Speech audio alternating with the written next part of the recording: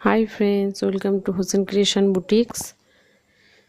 দেখো বন্ধুরা, তোমরা দেখতে পাচ্ছ স্ক্রিনে যে আগে একটা এম ফ্রক ছিল, সেটা দিয়ে কাটিং করে কিভাবে এই রকম জাম্পস্যুট তৈরি করা হয়েছে।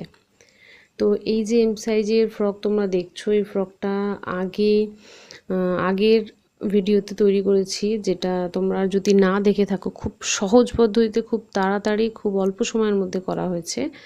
যদি তোমরা না দেখো তো অবশ্যই আমার ডেসক্রিপশানে লিংক দিয়ে দেবো, দেখে নিও।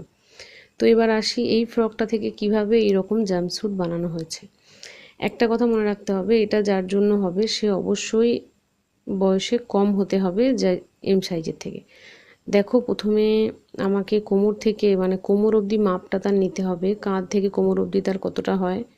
তারপর ওই অবধি মাপ নেওয়ার পর কোমর থেকে নিচের বাকি অংশটা আমি এইভাবে কেটে ফেলবো।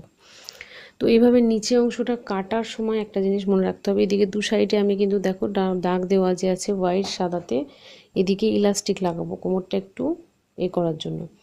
আর কোমর থেকে নিচে অবধি এইভাবে একদম নিচে অবধি কোমর যতটা আসবে, তারপর থেকে যতটা কাপড় নিচে থাকবে সেটা আমার 3/4 প্যান্টের মতো হবে, সেটা আমি কেটে নিব, এইভাবে কেটে নেব। আর যেটা সাদা অংশ দেওয়া আছে ওখানে আমি কিন্তু ইলাস্টিক লাগাবো, তবে কিন্তু কোমরটা চেপে থাকবে।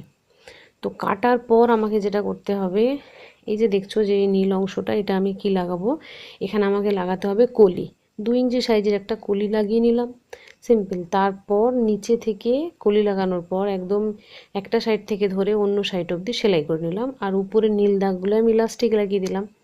দেখো, তাহলেই হয়ে যাচ্ছে ফাটাফাট, একদম সিম্পল সুন্দর একটা এরকম দেখো জাম্পস্যুট। যেটা মনে রাখতে হবে, 2 বছরের বাচ্চার এটা এম কাটিং ফ্রক ছিল, সেটা থেকে 1 বছরের বাচ্চার হয়েছে। তো আমার ভিডিও ভালো লাগলে লাইক শেয়ার কমেন্ট করো। Thank you.